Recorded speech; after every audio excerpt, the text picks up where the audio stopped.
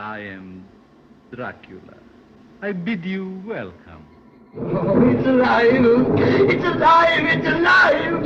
It's alive! Thou shalt rise again. Power to make multitudes run squealing in terror at the touch of my little invisible finger. Do you believe in werewolves? To a new world of gods and monsters. Hey everybody, welcome back to Ken and I's Retrospective on the Universal Monsters collection. Now, Ken, are we really talking about a monster this episode? This one is more of a man, but really wasn't the Invisible Man technically just a man who happened to be invisible? That's true. That's true. However, this one has nothing supernatural, but go ahead, Chad. So, The Invisible Man from 1943. Not The Invisible Man. I think I messed you up there. It's been a long day. I'm sorry. Phantom of the Opera, 1943. There we go. Second take. And also, it's the same. It's also the same actor. So. That, you know what? That's why it's on my brain, because the Phantom of the Opera is the Invisible Man. It is Claude Rains, and you know, it's funny. I think we said it in The Wolfman. He didn't really sound like he was ever doing the voice of the Invisible Man in that one. In this one, I hear the Invisible Man's voice so much more prominently in this one.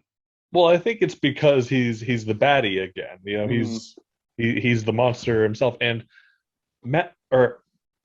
Chad, I don't think I've ever told you this. I am a huge fan of the story of the Phantom of the Opera. Like, I've seen the Andrew Lloyd Webber stage musical twice. There's a book. What's funny though, I've seen so many of the different film adaptations. I am not a big fan of the original Gaston Leroux novel. I think it's very boring. But So real quick on that then. So it seems like in these older movies like Dracula and Frankenstein, the books were kind of written with and I don't want to sound insultive to the book, those books were written with a purpose behind them, whether it was like religion or science. Like, you know, Frankenstein was written, you know, man being God. What was the point of the original Phantom of the Opera novel? What was that story trying to accomplish? I think it was, so in the original story, he's not scarred by acid. He is physically deformed from birth. And so he's sort of ostracized by society. So it's sort of a Beauty and the Beast. And did they go more? And in the book, did they go more on the she pities him? Yes. Yes. Okay. So, and because that is something they massively leave out of this. Yeah. Well, and it's because he's not deformed and he's not ostracized by society. He's an accomplished violinist and composer who's well loved, who in his old age is experiencing arthritis, and therefore he can't play violin anymore. And he becomes a criminal on the run. Yes.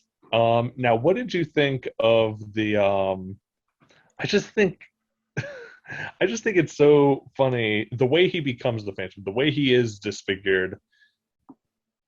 Okay, maybe they mentioned it in the movie. What purpose does a tray full of acid have in this opera producer's office? That's what I was wondering when I was watching it. I was like, why are they developing pictures? Why is this musician in corrosive acid? Right. I'm like, that's what I was wondering when they were doing it. I was like, what are they doing? I was like, why did she have that? And it's like, and I just remember I kind of laughed at a scene I don't think I was supposed to when she threw it on him, because she ran up, stopped, looked at him, stood there for a second, and then just kind of tossed it at him. It's like in movies nowadays, like the chick would run up and throw it at him. She would stop, stare at him, and then do it. Yeah. It's so silly, but I can understand why he was pissed. I mean, he just got told by his friend, I'm not going to train the girl you want me to teach anymore. He just got let go from the opera. He's about to get kicked out of his place of residence. He's broke. And he's like, this is my last shot. And I can just see it's like this man is full of despair. And I can see why he would just go pure rage mode instead of listening to reason. Yeah, exactly. With the misunderstanding, he thinks this guy has stolen his great concerto that he's written. Even I was thinking that for a second too, until the musician who was playing it was like, this thing was amazing by this guy. Where is he? I'm like, oh no, they weren't going to steal it. Yeah, because it's that whole dramatic irony. Well, because the guy he killed was acting like he was stealing it. Mm-hmm. He was being a complete prick to him. So I was like, I can understand why Enrique is pissed. Mm-hmm. Admit it, we probably would have had the same reaction. Yeah. Like, what do you mean? What do you mean you don't have it, and then you hear it? It's like, I don't think I would have killed the man, but but I would have been pissed. No, but you know what I also think is funny is after she scars him with the acid, he like for a long time is just like walking past people holding his face crying, just like very long time. It's almost comedic. It's almost hilarious. It's like okay, the only thing I can compare it to is in the Muppet movie that came out like in 2011 or something. There's like one of the Muppets is screaming, like he's running screaming, down the street, and then it cuts to a different scene, and he's still screaming. It's like that's what I compare it to because he's like he walks out of the office screaming, walks through the building still screaming, walks out into the street still screaming, climbs down into the sewers still screaming until he finally till he finally down in the sewers decides I'm going to stick my face in the water, into sewage water, or into all sorts of piss and other things. Okay, but that's our little moment. We have to make fun of the silliness. But I'll tell you what I really like. I love just the phantomy vibes. Like when you see his shadow on the wall with the cape and the hat. That's just an image I love. And I 100% agree. I love how they just like kept him out of the they like kept him out of the spotlight, where like that, you know what I mean? But it's weird. It's like you almost like look back, and it's like obviously mimicking this would not have made sense for this movie. But it's like remember, anytime I think of like a really incredible like shadow shots, Nosferatu. Yeah, you almost wonder why couldn't they have almost implemented some of that? But again, this is in color, so that wouldn't have worked. And that's something that I'm not sure if we brought that up yet. This is the only big Universal monster movie that's on this box set that was in color. I don't get why, because it doesn't feel like there was anything in it that warranted needing to be stood out by color. But I'm not not disappointed that it was in color. I think the only reason they wanted to make it in color is in the opera house that they had built, they had these like huge elaborate sets, these big beautiful sets. I think they really wanted to show those off. And if that's why, completely understandable, because and there's something weird about movies from like the olden times when they were in color that I don't know what it is, but they always look so interesting. Like look at something like Wizard of Oz. I'm sorry, go ahead. No, go ahead. I think it's the fact that it's Technicolor, and Technicolor just pops. It's so bright and so vibrant. I mean, I know it's ancient technology at this point, but it still works. Like, I thought this movie with its colors looked incredible. Oh my God. Dario Argento's Suspiria was one of the last movies made with Technicolor in the 1970s. And the colors were just so bright and vibrant. And yeah, you go back to this movie, it's so bright and so beautiful to look at. Like every scene looks like it could be a painting. Yes, that is what I love about the Technicolor is there's something about it that just like looks so good, and it just like it feels so like non-artificially rich with color. You know what I mean? Very much so. Very much so. Yeah, the movie looks great, and I mean, wow, the budget for this one $1.75 million. That had to have been. I mean, And it Oh, didn't yeah. really make that much. I mean, it says, what is it? It said, so I'm looking at the budget. It says 1.75 million. Box office, 1.6 million, parentheses, U.S. rentals. But then under that, it says 2,316,416 admissions in France in 1945. So I don't know how I mean, how much do you think it would have cost to have seen it then? Like what, five, probably six, pennies. Yeah. Yeah. But Maybe that's why they went back to black and white, because they're just like, we don't Wasn't make worth enough it. money. yeah. But we were talking about this earlier. This amongst Phantom of the Opera adaptations is not a well-loved adaptation, and I think it deserves another look because it's not scary. I mean, it's not as spooky as a lot of the Phantom adaptations, but I think a lot of the acting is really good. I love Claude Rains as Eric Cladin, the Phantom, and some of the other performers. Susanna Foster as Christine Dubois. Did you know that was her real singing voice? I'm not shocked. She had, this girl was, one, physically beautiful. Two, her voice was incredible. Like that, that first scene when she took over for, oh Christ, what's the girl's name? Carlotta. Rowley? What is it? Carlotta. Carlotta? Yeah, when she first took over for her, and what is it? The love interest, Anatoly, like looked up and saw her. I was like, oh, her voice is great sounding. Oh, also, just a lot of comedy in this one, I've noticed. A lot of good 1940s humor between two sets of duos, actually. First of all, Anatole, the opera singer, and Raoul, the police detective. Their banter and those two worked off each other so well with the she loves me. No, she loves me. It was, how many times did they do the like, go ahead, sir, through the door and they bump into each other? Yes. And it never Which is got just old. classic. It's classic.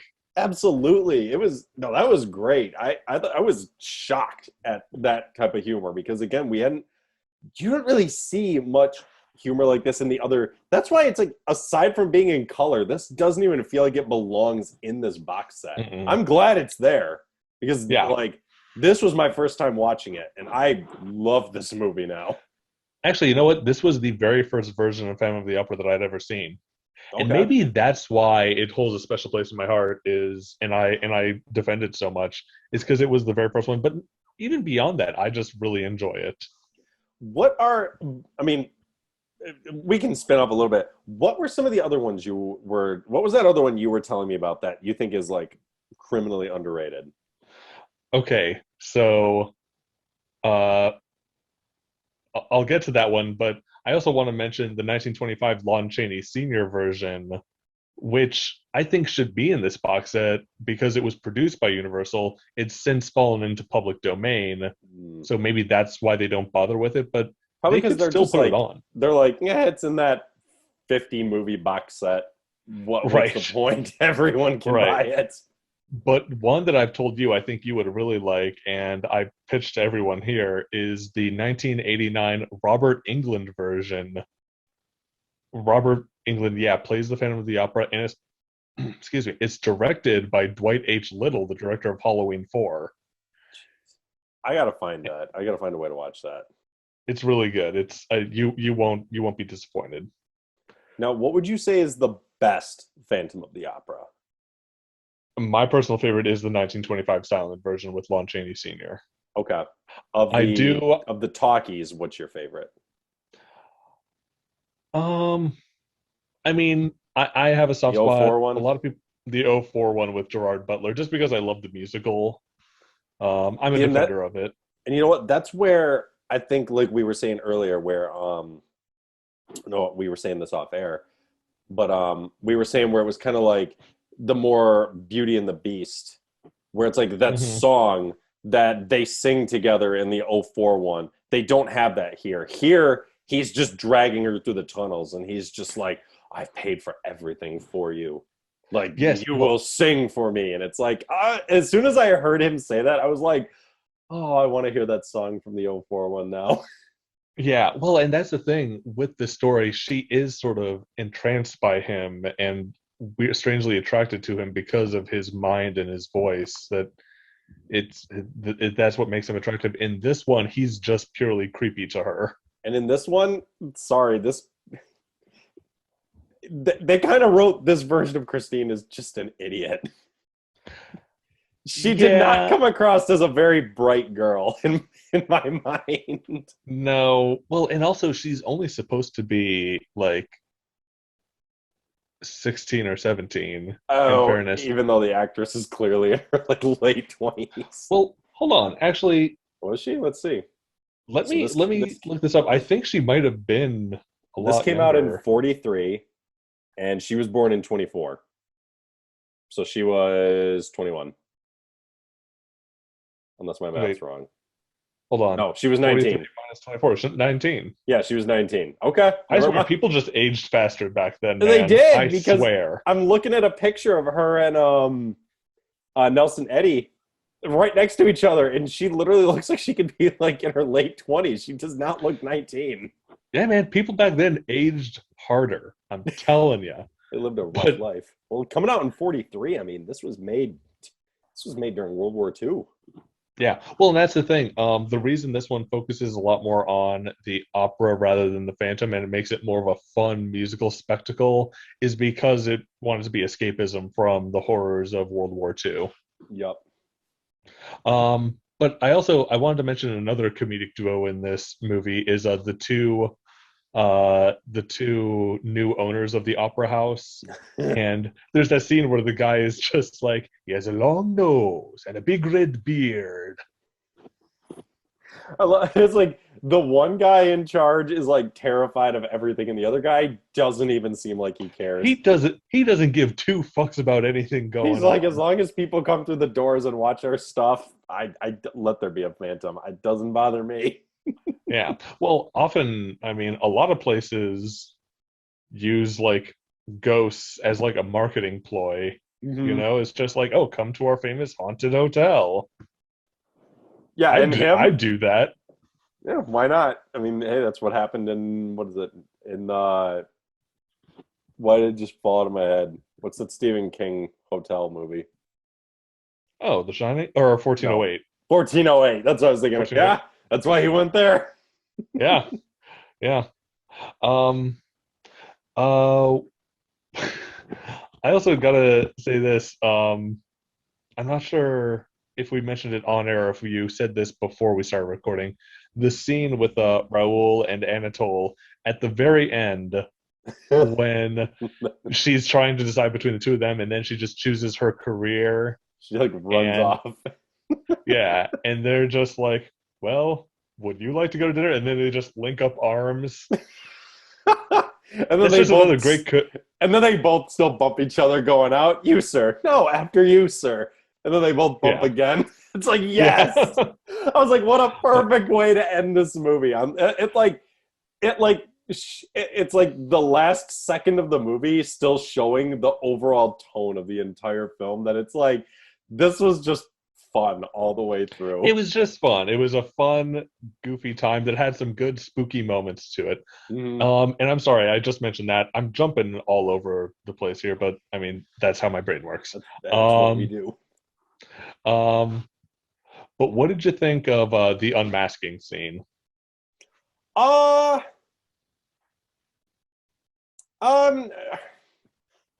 wasn't that impressed with how he looked. It was fine, but it's like, okay. Well, apparently that's something. It was going to be a full face disfigurement, but Claude Rains kept making them scale it back because he didn't want to get typecast as a horror actor. He had done 2 movies. Yeah, the Invisible Man in this. Well, and also he had some other big roles that weren't horror. Like he was in Casablanca, right, and some other big name movies. But I guess. But I mean, now it's like I almost wish they'd just gone with it, because it's like, I mean, yeah, you were ugly, but I mean, wasn't this back during the times when like the Elephant Man was around? Well, Oh wait, like different country. yeah. Never mind. Well, the context of the story, but no, the Elephant Man was like 1800s. Oh, never mind. Yeah. No, but anyways, something that I also got to point out, that moment, I do like the moment. It's a big melodramatic scene I do like, is but I don't understand it when Anatole and Raoul come to save Christine, and Anatole and Raoul like takes out his gun. He's like, "Don't move," and he fires the gun, and I guess did the bullet just happen? He like tries to stop him. I was like, why? Yeah, but when the bullet hits like the wall, I guess, did it just like create like a big crack that spread and just caused the whole damn thing to collapse? Which is, yeah, because I was like, a bullet did that? Wow. It brought it, and like, shouldn't wherever, like, I'm sure wherever they were, wouldn't the theater Isn't be that the above them? foundation for the I was theater? gonna say, wouldn't the whole opera house come tumbling down and fall into the sewers now? Yeah. I'm sure somebody's house landed in the sewers. Yeah, I would imagine so. And you wonder But- how nobody ever heard him playing the organ either. Yeah. I don't know. But Whatevs. yeah, no, but again, like this thing is just a ton of fun, I think. And it's got a lot of fun, silly moments, some good spooky, phantomy moments. Overall, I think it's a fun ride. Yep, I like the music. I like the way it, like I said, I like the way it looks. I like the characters. I like the humor. I wouldn't say it like it's weird. I really say I don't really have many problems at all with this. I still wouldn't put this as like one of my favorites out of the box set. Agreed. That's exactly. I have no major problems. I have a lot of fun with it, but it's not one of my favorites from the box set. You mentioned music. I actually really love the little Concerto Lullaby that he wrote. I think that's a beautiful little tune. Mm-hmm. And that was like, I liked how they used that. They're like, here's how we'll lure him out, play his music. Yeah, yeah. Right after he dropped a Okay, did the chandelier kill anyone? Because it didn't show it landing on people. Yeah, no, I think it's implied, but they didn't want to like overtly say it because, again, escapism from World War II. Right, because that's what I was thinking. I'm like, and nobody was really freaking out, like, get the chandelier off these people. It was just kind of like people scream and run. I'm like, so did it murder anyone or no? Yeah. Well, I mean, this one is just a fun time. Yeah. Like you said it so perfectly. It's a lot of fun. I really enjoy it, but it's not one of my tops in the box set. But totally recommended. Oh, absolutely. I remember when we were getting closer to this one, I'm like, oh, coming up to the color one. Don't know how I'm gonna feel about it. And yeah, well, I'm glad you ended up liking it. Mm-hmm. Same. Now I want to watch the one with Robert Englund. Oh yeah, you got to check that one out. If nothing else, I will mail you my DVD of it, and you can mail it back to me. We're going back to the old school days of Netflix. Like Netflix rented DVD, sending DVDs across the country. Oh man, remember when we saw that and thought that'll never take off? And look where we're at now. Yep, and now they rule the streaming world. Well, here's something we forgot to say. It is the only classic Universal horror film to win an Oscar for art direction and cinematography. Yes, I knew that, but I had totally forgotten it. Well, something's wrong with the numbers that Wikipedia is giving me. Because it says the budget was 1.75, box office was 1.6, but it also says it was a box office success. Huh. You're not a success if you took a loss. So yeah, no. Either that sentence is wrong or the numbers are wrong. I think the numbers are probably wrong because I think I had heard that it was a big box office success. Mm-hmm. And something else we forgot to say. This was the same set from the 1925 film. Yes, it was. Yes, it was. It's funny. I feel like every time we go to do a close, We only wind up putting on like 5 more minutes worth of Yeah. stuff. Oh, also this, also this, also this. So that's what you just got to always remember, people. Whenever we start wrapping up, we still got about 5 minutes of last second stuff we remember. Yeah. No, great movie overall. Really good. I really enjoyed it. If you have not seen it, this is one I highly suggest you seek out and watch. You will not be disappointed. Yeah. Like I said, it's not highly regarded amongst Phantom fans, but I think it deserves another look. Mm-hmm. And his look as the Phantom, I thought was really good too. Yeah. Oh man, I don't want to go on a whole other tangent, but like I said, just the cape, the hat, and the mask is such a cool look. Yep. Couldn't agree. Cannot disagree at all. All right. So that wraps up the Phantom of the Opera. Next episode, back to black and white. And Yes. oh boy, this one was Not great. No, but you can hear it in 2 weeks. So I am Chad. Thanks for tuning in, guys. See you soon. I'm Ken. Take it easy, everyone.